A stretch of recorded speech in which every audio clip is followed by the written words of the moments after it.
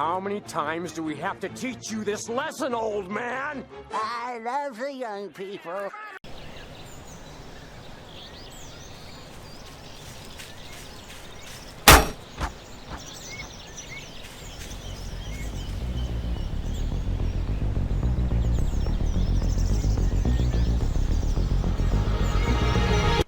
David Jaffe, as I'm sure all of you here on this video basically know at this point, he's become a laughingstock for his horrendous takes on Metroid Dread, which I and many other channels talked about. His initial videos are all gone now, but I don't know why. Maybe they're privately deleted. I don't know. I don't really care. However, with the announcement of the rookie mode being added to Metroid Dread, David here decided to open his mouth again. And as you can see in this video, it was not a smart decision. Hello fellas, it's Jaffe. It's good to Okay, I'm sorry, but I already gotta pause. What the fuck is going on with the borders and shit? I feel like I'm on one of those old Flash game sites, but instead of preparing to play Strike Force Heroes 2 or Epic Battle Fantasy 4 or The Last Stand Union City, I gotta listen to this fucking dumbass. So yeah, Nintendo just had their Nintendo Direct.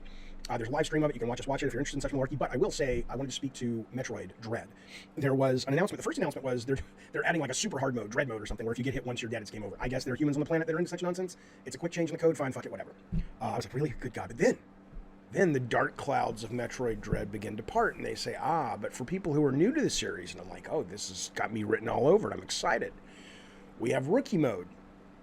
And I was like, oh, fantastic. And at first they're like, okay, well, rookie mode is, I guess they're changing the currency of like health and how much things cost and how much damage you can take.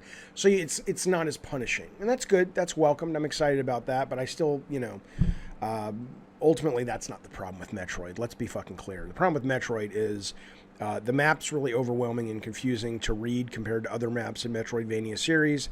It is an absolute clusterfuck on the eyes. How the fuck is the map confusing? It's just simple color coding and symbols. I would be open to him explaining how the map is quote-unquote confusing, but he just never elaborates on it, so I can only assume he just pulled that out of his ass. The more important one, though, is the game does onboarding really poorly, and I don't care if you disagree or not, because you're simply fucking wrong, okay? I can show you, I'm not going to argue with you anymore. It does onboarding poorly. Here's another... Yeah, bro, you don't care so hard you made like 4 or 5 terrible videos trying to defend a terrible take before attempting to respond to criticism in a horrible way. I can only assume you took the initial videos down because of how fucking embarrassing it was that you were trying to defend just a bad take that hard. And if you truly don't care what people say about your takes or whatever, why did you take down the videos? Really, it really only feels like the reason you put this garbage out now is because most people can't see dislikes. But I can, buddy, and, whew. Okay, getting back at the topic, he brings up how Metroid Dread does onboarding badly, and if you don't know what that is, basically onboarding is a game teaching you how it works. An example being, like, the opening mission in Modern Warfare 2 showing you how cover, shooting, and grenades work. I mean, he never shows how Metroid Dread does onboarding bad. He says he has an example, just doesn't show it. So, again, I can only assume he just pulled that out of his ass. Game that I adore, by the way, that does onboarding poorly. Bloodborne. I'm playing the fuck out of Bloodborne. It's become one of my favorite games I've ever played since being alive and playing my first game back in 1975, which was called Boot Hill. What a fucking gem of a goddamn game. And it took me years of trying and stopping before I happened to be streaming it one night because I was excited for Elden Ring as much as I was frustrated by Bloodborne because I love Demon Souls. I'm like, maybe I just gotta give it another chance. And I'm streaming it, and someone walks me through how to level up in that game. And they're like, well, you have to go to the first boss, but you don't have to beat the first boss, and that gives you insight, and then the insight lets you go back to this fucking doll, and the doll's suddenly alive and you can level up. I'm like, what?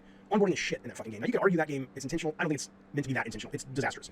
But once you get past that, and once you realize you can play it like an RPG, and you maybe even should play it like an RPG, you can either, quote, get good and beat it without ever taking a hit, and beat it with, a character that's not leveled at all if you really fucking get good. Or you can do like I do, which is like when I play a normal RPG, I'm like, oh, I'm stuck here. One of my options is to grind away for a little bit. The combat happens to be so fucking enjoyable, I'm down. It's a pleasure to grind the character in Bloodborne, okay? And I'm telling you, Bloodborne, one of my favorite games of all time at this point, I can still criticize it. I can still say, yeah, but it has shitty onboarding. How much more successful would it have been? If they wouldn't have changed anything, they just would have communicated better to people that already weren't bought in, okay? So you can say what you want about Metroid Dread. Metroid Dread may be brilliant. I understand a lot of people love it. I respect that. That's great. But don't fucking come at me and tell me the onboarding is not a problem in that game, because it is. And the map isn't a clusterfuck on the eyeballs, because it is. So rookie mode, yeah, but I want Jaffe mode is what I want. I don't even care if you make it easier. What I want is a clarity, a sense of onboarding, a sense of professionalism that, let's be fucking clear. If Miyamoto was still heavily involved and this was Nintendo, come on. And it was now, I know back in the day, but things have changed. There's no way. Nintendo is usually one of the best companies for onboarding and getting people in and opening up the game and then making it harder and more interesting with the mechanics. They've done a very good job of teaching. You don't fucking tell me Metroid Dread is excellent and I'm the problem. I'm not the fucking problem. That design's the problem when it comes to onboarding. Take it easy. Now, here's the funniest part about this whole thing and that whole, like, weird tangent about Bloodborne or whatever. He still does not provide an example of how Metroid Dread does onboarding badly. It feels like he wants to point out that infamous room he got stuck on, but that excuse has been practically demolished at this point. And hell, the very beginning of Metroid Dread, there's like a little hallway thing with like the hidden blocks, and the text quite literally says if you get stuck, shoot around, and it gives you like a block column that's an example of this. Every time you get an ability in Metroid Dread, it'll set up some sort of obstacle that you'll have to use that set ability. So then you know, oh, okay, so that's how I use it. Again, I would have loved to see what some sort of like pathetic excuse David has to say that the onboarding sucks. But again, he just conveniently just leaves that out. Same thing with the map. And like again, what is bad with the map? It's clear that after 4 months, David just still has no clue what he's talking about. But remember, dude, like he reiterated tons of times that while totally not sounding insecure, he just doesn't care. That's why he's got rid of his previous videos, because that's how much he doesn't care about other people clowning on his shit takes. He doesn't care so much that he's gonna hide his terrible fucking videos, because that's just how much he does not care about what other people say. Jesus Christ, a little consistency would be nice, David. I personally want to thank Twitter user KuroeDrawsStuff. Sorry if I mispronounced your name, for drawing my new character stills. Like, they came out great. I like them, and like they were really good. And like, even though like the payment method, like it wasn't going through at first, they kept their patience. They didn't get like upset or anything. They were understanding, and like they were just all around like a good person to interact with. Like, definitely go check them out. Yeah, I don't really have much in terms of promoting myself. Follow my Instagram and Twitter. They're in the description and in the pinned comment. And same with KuroeDraws Twitter.